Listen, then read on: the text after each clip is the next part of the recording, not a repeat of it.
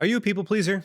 Do you find yourself like selling out your values, your boundaries, your truth, the things that matter to you in order to keep those around you happy? And do you fucking hate it? It's frustrating and sucks and you want to get out of it? Well, what I'm going to give you today is a full and complete step-by-step guide on how to not only not become a people pleaser, but how to take all the parts of you that want to be a people pleaser, integrate them, turn them into strength, so you can know exactly who you are, what your boundaries are, what your values are. You can uphold those things while feeling really good about yourself while you do it. So the first thing we're going to talk about today is like what a people pleaser actually is and why people get kind of like infected with this particular thing, right?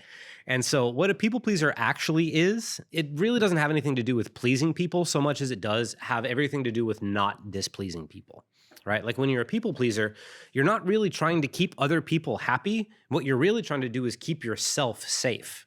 And the only thing is that when it comes to people pleasing, a lot of times they think they need other people around them in order to be safe. Like for me, I was a people pleaser for a long time because my dad died when I was really young. And so that told me that the world was scary and dangerous and that I was too young to handle it on my own. So I grew up with that, thinking that I needed my mom or someone else to take care of me because I lived in a scary, dangerous world that I just wasn't ready for. And so my people pleasing was essentially that scared little part of me that lost his dad, thinking, oh shit, I can't handle life on my own. I need other people. I need to please other people, specifically my mom. I need to make sure my mom's happy and my mom likes me because if she leaves, I'm fucked. And so for me, that was the birth of my people pleasing, is being afraid of the dangers of the world and thinking I needed my mom there to protect me from them. As an adult, that turned into like me not being able to say no to girlfriends or like stand up for myself or whatever else because they were like my stand-in mom. And this is what happens to a lot of people. So if you search yourself and your people-pleasing tendencies, what you're almost damn near guaranteed to find is that you're actually just afraid of displeasing people for one reason or another.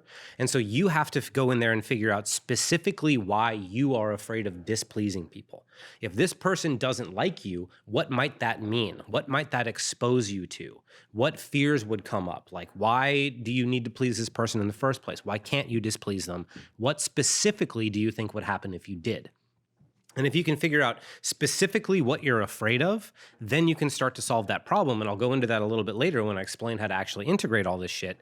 But what I'll tell you for now is that for me, when I realized that I was actually afraid of the scary, dangerous world, and so I became essentially codependent on pleasing my mom, and I essentially became codependent on pleasing my mom, what I learned was like, okay, I need to take care of the part of me that is afraid of the chaos. I need to become the person that I can trust to take care of myself so that even if I do displease someone else, I have my own back. And so that's kind of a general overview of what people pleasing is and your general way out of it. But for you, you need to figure out specifically what you're afraid of and why you need to please people and why you can't displease people. Because your reasons could very well be different than mine. There's a million different reasons why we could end up feeling this way, thinking this way, and relating to other people this way. So you really have to get honest with yourself and figure out what specifically are you afraid of. Are you afraid that you can't handle shit on your own? Are you afraid that the world is dangerous? Are you afraid that you can't trust yourself? Are you afraid that I was also afraid that I was a bad person. And so if I did whatever I wanted to do, bad stuff would happen. So I needed to do what the good people wanted me to do. Like there's so many reasons to do this. And you have to figure out what your specific reason is. And that's just the first step. So the next step in overcoming people pleasing, once you've understood specifically what it is about you that makes you have to please people and really want to avoid displeasing people, once you've got all that figured out and you're able to see it for what it really is, then it's a matter of finding things about you, about your life, things that you believe in that are actually worth displeasing people for.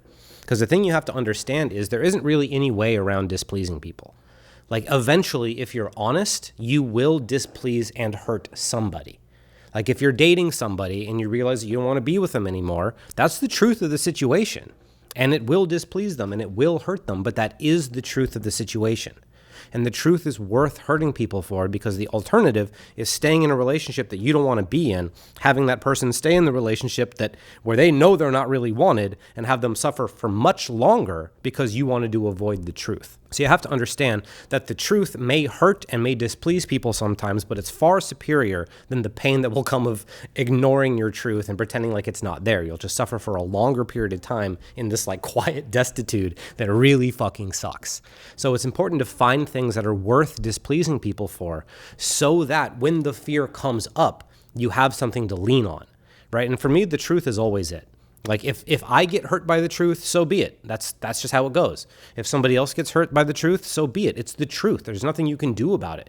Like I like the people that I like and I don't like the people that I don't like. If I don't like somebody for whatever reason, that'll displease them. That may hurt them, but that doesn't change the fact that I don't like them. Same with boundaries.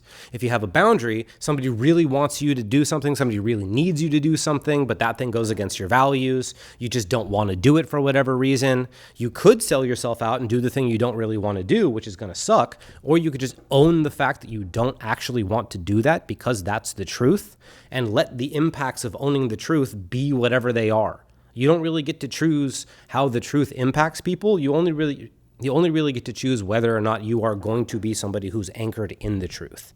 And so there are good reasons to upset people, and you have to figure out what those are. What kind of life you want to live, what kind of person you want to be, what your values are, what your boundaries are, what's important to you. When you figure out all of these things that are unique and innate and important to you, if that upsets somebody, then it's like, okay, like I'm sure there's going to be people mad that I'm doing this. I get haters for my work all the time. And it's like, cool, you don't like what I'm doing. Still going to do it. It's still valuable. It's still helpful. It still makes me feel good. And the fact that you don't like it doesn't really mean anything to me. So it's important to find things that are worth displeasing people, because the fact is, it's like people can hate you for who you love. People can hate you for your belief in your God or your lack of a belief in God. There's so many reasons for people to get displeased and unhappy and hate on you for reasons that you are more than entitled to hold on to. You can be who you want to be. You can live your life however you want to live. And the fact is that there just are people that are going to dislike that. Sometimes it'll be people you know. As if you've been a people pleaser for a long period of time, you may have attracted people into your life that are emotionally dependent on you being a people pleaser. There are people, this is why the whole narcissist empath thing is such a thing, is because there are some people that need to feel used and there are some people that need to use other people. The people pleasers need to feel useful to the person that's using them so they feel safe. And the person that's doing the using needs somebody under them, otherwise they don't feel safe. So it's this whole mutual dynamic of messiness. And when you go fucking with the emotional foundation, the people whose emotional foundations are connected to that, they're going to feel it, and it's going to be upsetting to them. Now, maybe you don't have any people like this in your life, which would be fantastic, but a lot of us do, especially when we've been people pleasers for a long time. I did. I had people that didn't want me to have boundaries. I had people that got upset with me when I started having boundaries, but it was like, that's what I needed to do. And if you're going to get upset with me because I don't want you to do this thing around me that hurts me, then it's like, get upset. That's fine. You can be as mad as you want to be about that, but this thing hurts me and I don't want it near me. And that's just kind of all there is to it. And so you got to find things that are worth upsetting people for. You got to find things that are worth displeasing people for. And you even got to find things that are worth being hated for. Because like I said, I get hate for my work. And it's just like, there's people that really think what I'm doing is bad. There's people that really think that what I'm doing is stupid and wrong and whatever else. I've had people say all kinds of shit. But the fact of the matter is, I know that I help people. I have seen what this work has done to my life and the lives of my clients. And so you can hate on me all you want. I know what I'm doing is good. And I face the parts of me that may think it's bad. I face the parts of me that whatever. And I was able to get to the point where I know who I am, I know what I'm doing, and I'm solid. And I will be covering how to help you get there as well in the next couple areas. But right now, it's just important to know that you can get to that place. And a big part of getting there is having things that are worth it, right? Like my work, my ability to help people is worth it if some people don't get it and hate me. My ability to tell the truth and be in congruence with who I really am and what I really think and what I really want and what I really believe. If people hate me for that, that's totally worth it for me. There's like the way I dress, the things I do for fun. There are people that make fun of me for all of those things. But they make me happy. They make me feel like me, and so therefore they're worth it. There are things worth being misunderstood for. There are things worth hurting people for. And it's just the truth. It's the truth of who you are. And if people get hurt by who you are, then it's like, either you're being an asshole, which, take a look at that, or there are some people that just don't want you to hold boundaries, and that's just worth acknowledging. So you really just got to be honest about who you are, what you want, and let other people react to it however they need to. So basically we've already looked at what it even means to be a people pleaser in the first place. And then we've also looked at what you can start to anchor yourself into that will have all the shit that you have to deal with from stating your boundaries and telling the truth feel worth it. But now we actually have to cover what to do with those emotions that will come up as you're doing all this. And so it's really important to know that generally the things most people pleasers have to deal with are guilt and shame. Those are generally the two emotions that keep people pleasers in check. You know, maybe a little bit of fear in there, actually certainly a little bit of fear in there, but mostly guilt and shame, right? It's like, oh, if I do this thing, if I state my boundary and they feel bad, oh, I'll feel bad. I'll feel guilty. If this person hits on me and I tell them that I'm not really interested, I'll feel bad. And that's what you're really avoiding, the feeling bad, that I'm a bad person for doing this. Nobody's going to want me because I did this. That's what you're really avoiding here. It has really nothing to do about displeasing other people and all that sort of shit. It's really about how you're going to feel as a result of them being displeased with you. The key thing is being able to deal with those emotions that will come up as you do the things that you've decided are worth upsetting and hurting other people for. And so you have to be able to work with those emotions. And the beautiful thing about guilt and shame is that I've personally found them to be the best access point to finding out your own values and standards better than anything I've ever found. So here's how it works, right? So it's like you've decided for yourself what's worth being displeased for, right? And maybe you're wrong, you know, who knows? You're figuring shit out. But you've decided for yourself that this thing is worth displeasing somebody for, right? And then you do the thing, the person gets displeased, you feel guilt and shame. And then when you're feeling guilt and shame, it's like, wait a minute, was this actually good or was this actually bad? You get really confused in this moment. And so this is why it's important to allow yourself to feel guilt and shame and really open yourself to it and embrace those feelings as just feelings, because they are important, right? Like we have social roles. And if nobody had guilt or shame, we would have a bunch of fucking psychopaths running around just doing whatever the fuck they wanted, not caring about anybody. We could never have society. We could never have civilization. We could never have relationships. Guilt and shame are essential elements of what basically keeps us in line. But the thing you have to know about being a people pleaser is that your guilt and shame radar are all fucked up. So you have to recalibrate your guilt and shame radar, because you're going to feel guilty for things that are actually healthy. If you're going to say, hey, don't punch me in the face, and that person gets upset, and you're like, oh no, they're upset, but like, I really didn't want to get punched in the face. Was that the right thing to do? And like, people actually go through that. So you need something else to help you sort that out. And so what I do is I'm like, okay, guilt and shame are important. I'm glad I have something in me that tells me when I've broken the rules. I'm glad I have something in me that tells me when I've hurt somebody. I'm glad that's there. I need that. I don't want to be a fucking psychopath. I want that there. It's just a matter of calibrating it. So you open yourself to the guilt, you open yourself to the shame, you let yourself feel it, you know that it's just a feeling, you know that it may be valid, you know that it may be incorrect, but whatever, you're willing to feel it. And as you open yourself to it, and as you let yourself feel it and let it flow through you and all that sort of shit, you basically just want to ask yourself, like, did I actually do anything wrong? By my own standards, my own values, in my heart of hearts, do I truly believe I did anything wrong? Or do I truly believe I'm just feeling guilty as a result of doing something good? Now, it's a complicated question, right? Because it's like, okay, there are parts of what I did that are good, and there are parts of what I did that weren't very good. So it's like, okay, cool. Let me pay attention to the things that I did that I actually do believe in, that I think were right and good, and I'll congratulate myself for doing those things. I'll look at the things that I did that are actually maybe not up to my standards. Maybe I got scared. Maybe I got threatened and freaked out, said some shit I didn't mean. Who knows? Whatever. And so you just got to look at all the areas in which you actually feel like what you did was okay. And if you're feeling guilty because you did something that you know is okay, but it's just your system's set up to feel guilt, then you just give yourself a little bit of love. It's like, cool, I'm proud of you. You did something good. You set a boundary. You said the truth when it was scary. You said the truth when it was hard. I love you. I'm proud of you. Thank you. Let's keep doing this. Good work. And then for the other times where you're like, okay, actually, maybe this wasn't right. Maybe in my asking whether or not I did the right thing or whether or not I actually did something wrong, I found out that I actually don't like this thing I did. Then it's like, cool, forgive yourself, because you're going to make mistakes. You're always going to make mistakes.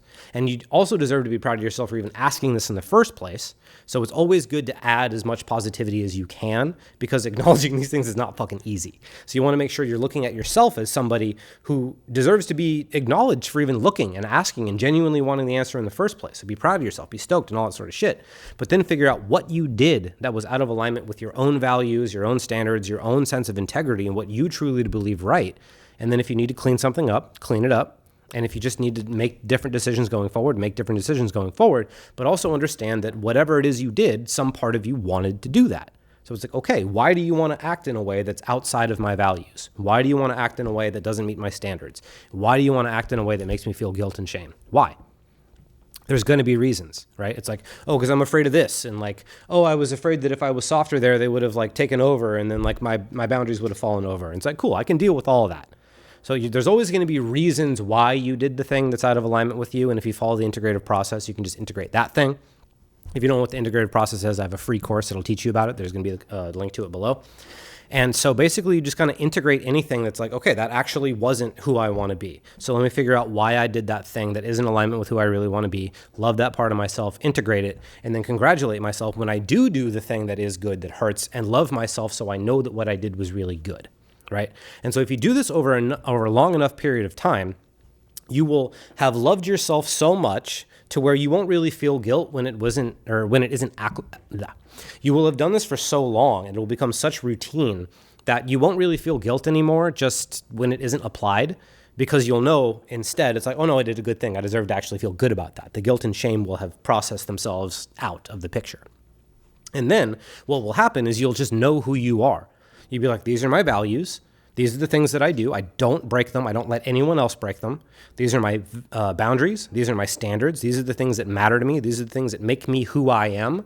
These are the things I'm not willing to budge on. These are the things I'm not willing to let other people into my life if they are going to get in the way of me being these things or doing these things. If people don't like that I am these things, I don't need to have them around. I only want people around me that will align with that which I believe to be good and right, in alignment with my values and my standards. And I will only have people in my life, I will only do things that make me feel more like that. I don't have to hang out with people that take me away from it. I don't have to do things that take me away from it. I don't have to do a goddamn thing unless it turns me more into the person that I want to be.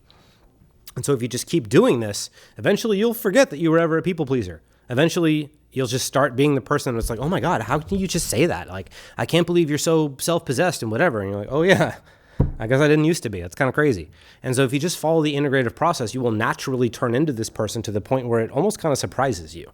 So, I mean, I've said a lot, but at the same time, it seems kind of simple in a way, and it is. But at the same time, I know there's a lot in here, and there's a lot of twists and turns, and there's a lot of ways in which this could get confusing. So if you've been doing this and you need a little bit of help, I have a free Discord channel where you can come in and you can ask me questions about all of this. I have a team that'd be happy to help you. I'm in there coaching people every single day. And so if you're following this little framework that I gave you and you need help, you can come into the Discord channel and I will answer your questions for you in real time. I will coach you through it for free. So there's going to be a link to my free course. There's going to be a link to my free Discord. There's tons of information there to help you really get through this. I really want to make sure that you can be who the fuck you are. And so this is my attempt at creating essentially a free guide to help you get the fuck out of being a people pleaser and become exactly who you want to be. So I hope it's valuable for you. Let me know if you have any other questions. Let me know if you need help. Come into the Discord. I'd be happy to help. But I love you. Chris Roscoe. I'll see you next time.